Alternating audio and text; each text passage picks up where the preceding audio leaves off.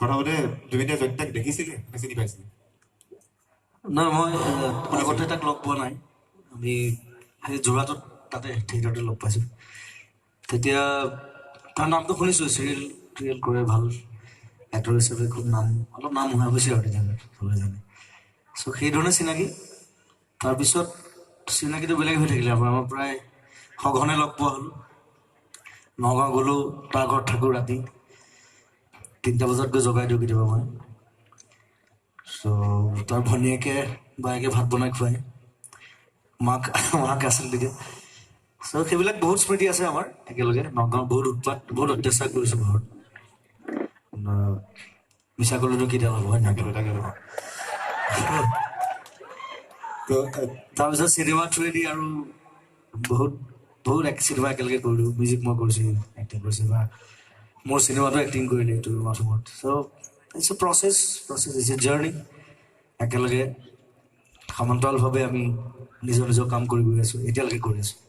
30 বছৰীয়া বন্ধুত্বৰে এই জুতিটোৱে অসমীয়া ছবি অসমীয়া সংগীত তথা অসমীয়া সাংস্কৃতিক ক্ষেত্ৰখনত বহুত কিবা কিবি দিছে তাৰ বাবে প্লিজ এবাৰটো হয়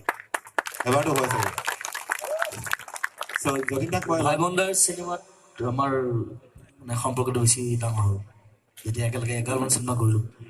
ভাই বন্দাৰ ডাইৰেকশ্যন মোৰ মিউজিক এক্টিং কৰে চ' সেইধৰণে ভাই বন্দাৰ থ্ৰুৱেদি আৰু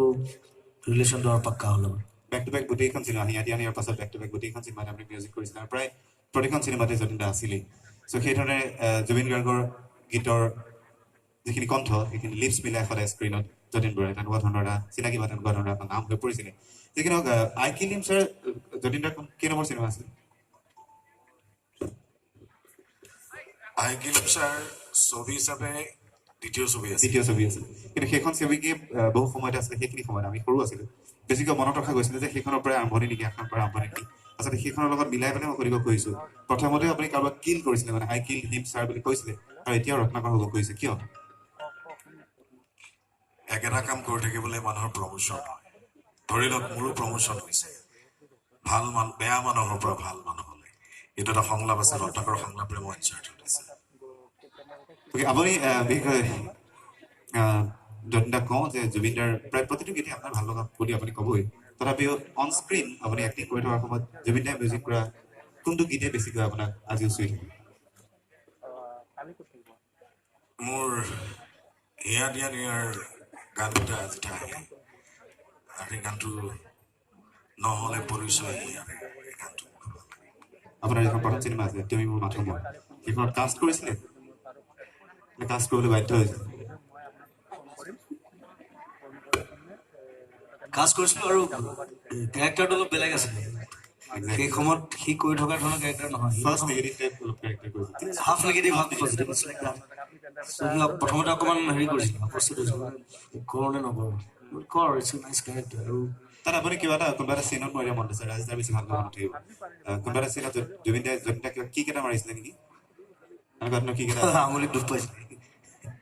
বহুত কান্দিলে হৈছে মাৰপিটৰ চিকুৱেঞ্চত ভয় লাগে আৰু এটা চিকুৱেঞ্চ আছে জুবিনে মোক কেনেকৈ বান্ধি থৈ দিয়ে জুবিনক কেনেকৈ বান্ধি থৈ দিয়ে মই সংলাপ কৰোঁ ৰাজেশ আছে মোৰ লগত সংলাপ কৈ এইটো 16ত যিটো ফিল্মৰ কথা আছে ডাইলগখিনি কৈ 3 মিনিটমান হ'ব এনেকৈ ডাইলগখিনি ৰাউণ্ড ট্ৰেক বহাইছে কৈ সেই ডাইলগটো কৈছোঁ সি হাঁহি দিছে সেইটোত মই এইটো আকৌ ৰিটেক কৰিবলগীয়া হৈছে আৰু মাৰপিট চিন থাকিলে ৰাজেশো আছে মোতকৈ হাইটটো বেছি আমাৰ নীৰেণ শৰ্মা 6 ফিট কিমান নীৰেণে মই যাওঁ নীৰেণে কি কেইটা জুবিনৰ পৰা খাইছে তাৰপিছত নেক্সট মোৰটো আছিল এনেকুৱা এটা দিছে মোৰ দুদিনলৈকে হাতৰ বিষ এনেকুৱা এটা দিশ লাগি যায় এক্সিডেণ্ট অ'কে আৰু বিশেষকৈ জুবিন দাই ইমান দীঘলীয়াকৈ পোৱা বিশেষকৈ চিনেমাৰ কেৰিয়াৰত হওক বা মিউজিকেল কেৰিয়াৰত হওক কি এনে এটা কথা আছে যিটো কথা আপুনি কেতিয়াও ক'ব খোজা নাছিল যতীন বৰা আজি ক'ব পাৰে